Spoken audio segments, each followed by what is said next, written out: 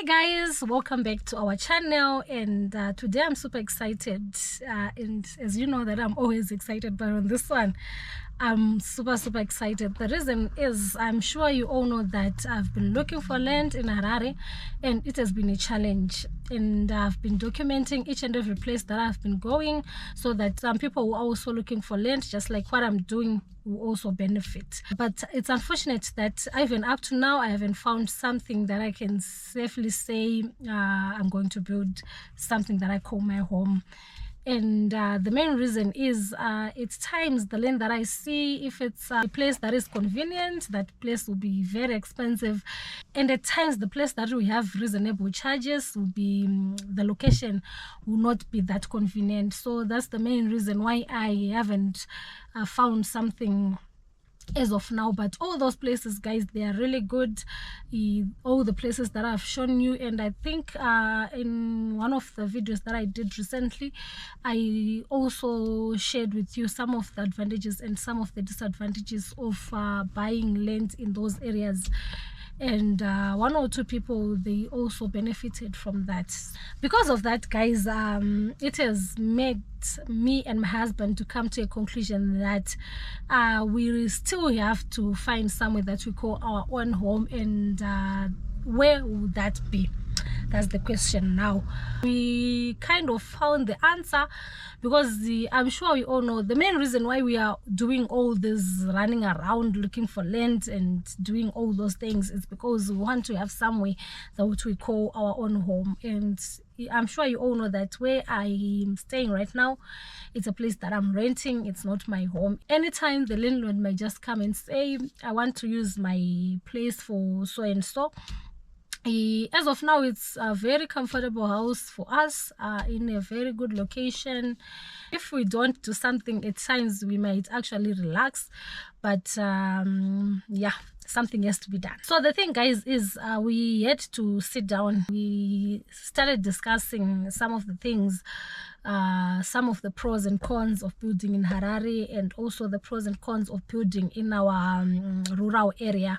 And I'm sure I mentioned that my husband comes from Mashingo, Chivi, and I once did a video to show you guys the place where I was married, and it's actually a very beautiful place. And yeah, so those are some of the things that we were trying to see. We actually reached a conclusion that at times, if we fail to get something that we want or something that we say we are comfortable with in Harare, it might take long. And if we fail to get that, then what is going to happen? These are hard questions, guys. These are hard discussions. All right, let's say something unfortunate happens. Maybe I die young like this, or even maybe my husband dies. What are we going to do? We don't have even somewhere to go. We don't have a place that we call ours. What will happen? Yes, this is Harare. We are working in Harare. We are doing our hustles in Harare. But if the unfortunate happens, you need somewhere that you call yours. So at times I've noticed that that life of Umbinga in Harare is splashing money, splashing everything.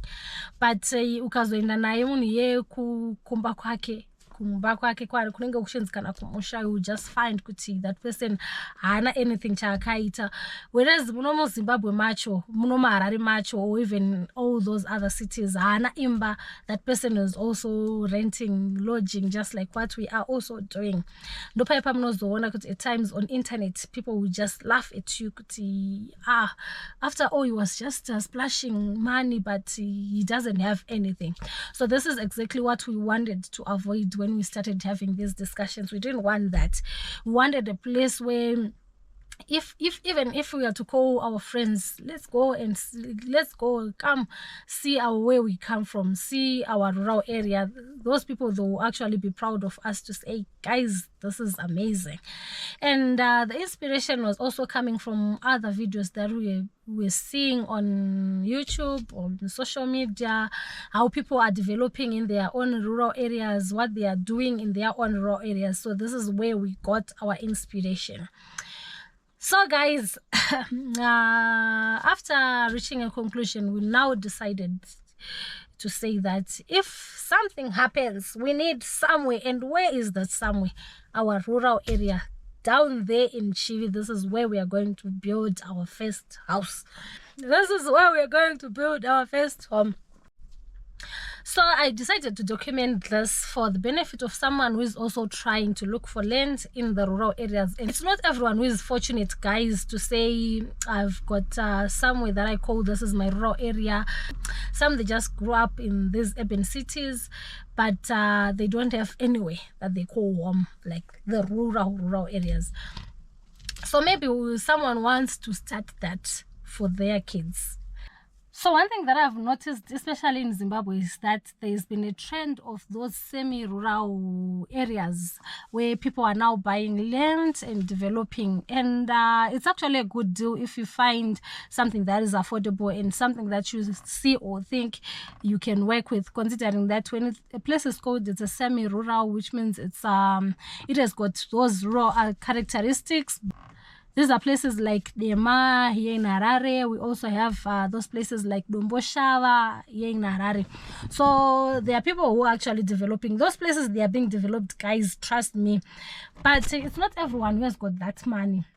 There are other ways that you can think of to have land in the rural areas, but for free. Because I understand all those places people are buying land there. The minimum that you can get land in those areas is 3,000 US dollars. If you find someone who's actually greedy, you might get it for even 5,000-6,000 US dollars. This is what is happening right now in Zimbabwe. So in my case now, what we did is we actually had also a discussion over the phone with my in-laws, my mother-in-law and my father-in-law, and we actually talked to them, and she told them what we were planning and what we were thinking, and they actually said it's actually a good idea. They thought it's a good idea, and they said they were going to help us to achieve that.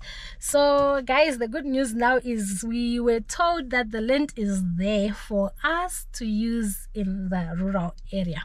So what's left for us now is just to go there and see the land physically, because it's just a discussion that was done over the phone. And I think next week, if all goes well, I'm planning to go to Chivi and see the land and see what we can come up with on that land. Guys, we got the land for free. We didn't buy, we got it for free.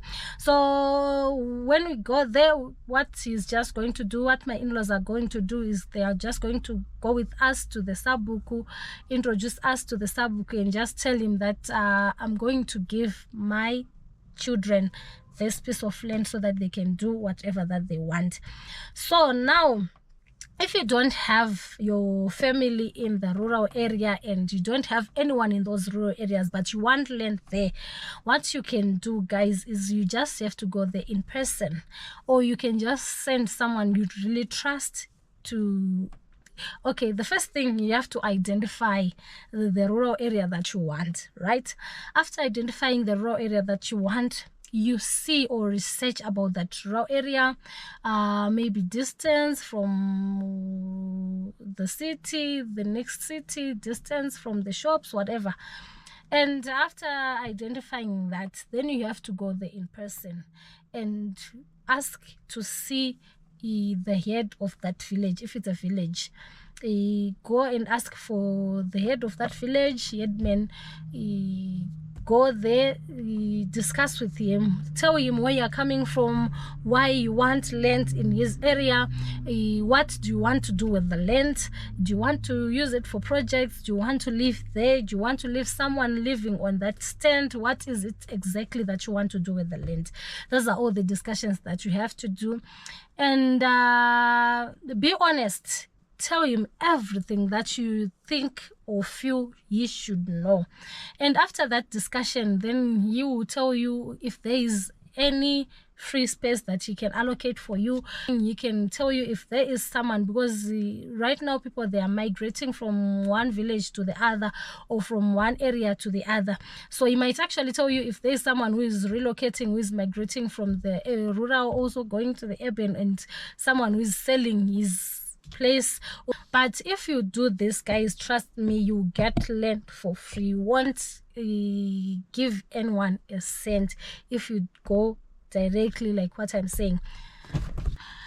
So guys, I think I've said this and I'm going to repeat this, that communal land or rural land in Zimbabwe is not sold to anyone. It's not for sale. If you see someone saying, I'm going to sell you this, yes, of course, there are some cases whereby people, they just want to do shortcuts. I just want land, and maybe it's difficult for me to get land. Then maybe I just say, let me just bribe this person with this amount of money. But communal land in Zimbabwe, it's not allowed to be sold to anyone. Please. And I think I mentioned that this land belongs to the state. The president is the one who has got authority over that land. He is the one who can decide at any time that I want to use this land for, maybe, let's say, mining. I want this area to have maybe a mine, and you will all be evicted and you won't have anything to say because the land belongs to the state. And I've noticed that there are so many places where those cases actually happened.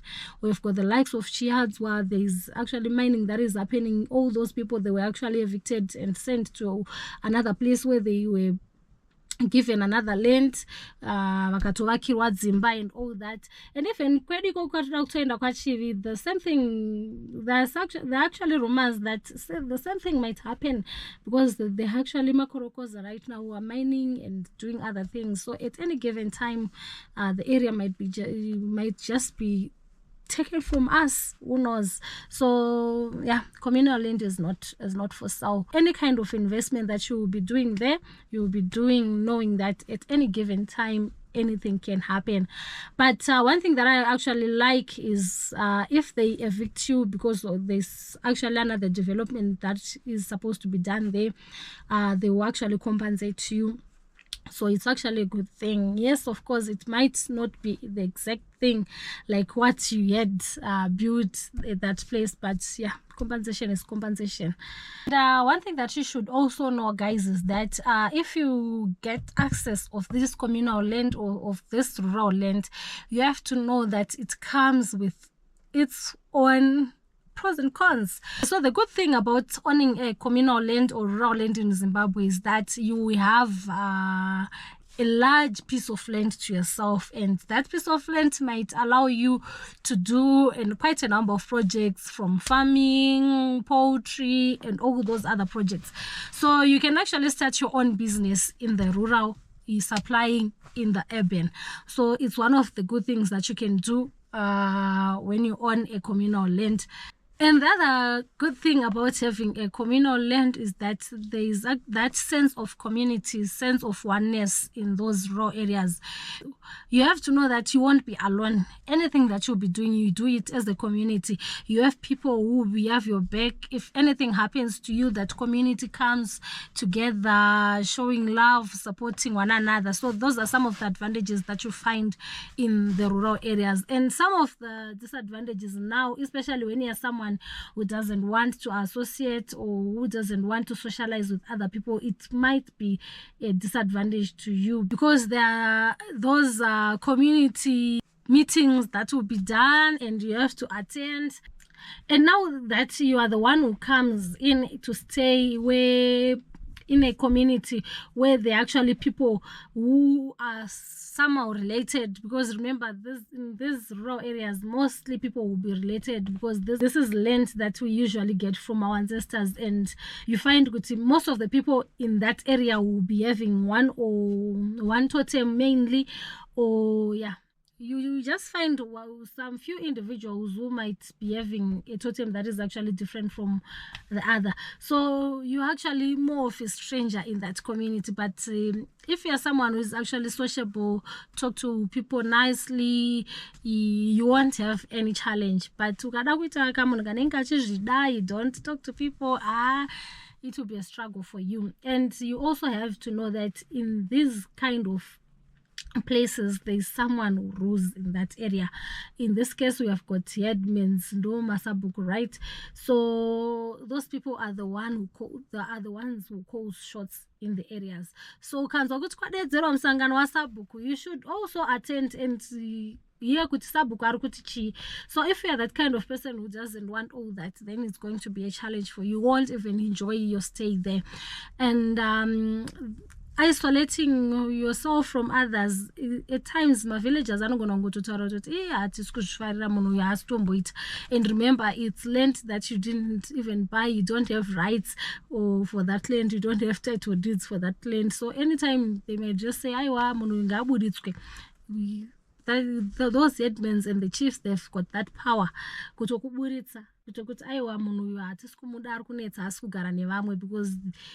a community is supposed to be something that oneness. So those are some of the things that you should also consider before saying I want to buy land in the raw areas. Usually, yeah, so those are some of the things, guys. And as of me, I think we're actually prepared. We have been going there, we have been there. We know the life in the rural areas. And then personally, I grew up in the rural, and coming here in Harare, it's actually, yeah, that rural urban migration. This is exactly what I did.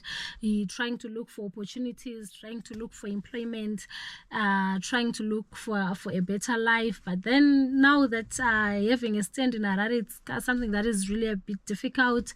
We are just trying to do what we can at the moment as we wait to get something that we call ours. Because remember, something that you also have a title is something, it's also needed.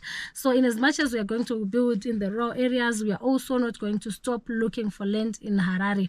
This is where we work, this is where our life is, this is where we hustle. So guys, stay tuned because more is coming. We are going to Chivi and see our beautiful land in person next week. So I hope you're going to love the place. I hope you're going to love, and if there's anything that you would want to see when I get there, please kindly write in the comment section that please when you get there, maybe you have got some questions that you want to be answered. Maybe it's directed to the headmans, maybe you want to see other things, anything that you feel like you want to know about the rural or even the communal land, please just let me know in the comment section below, because this is exactly what I want to go and do for you. And I hope you're going to enjoy each and everything that I will be sharing with you guys. I really appreciate you so much. Don't forget to like, don't forget to comment, and don't forget to share this video so that if there is someone also who's looking for land in the rural communal land, they will also benefit from this video. Up until next time, guys, cheers. I love you all.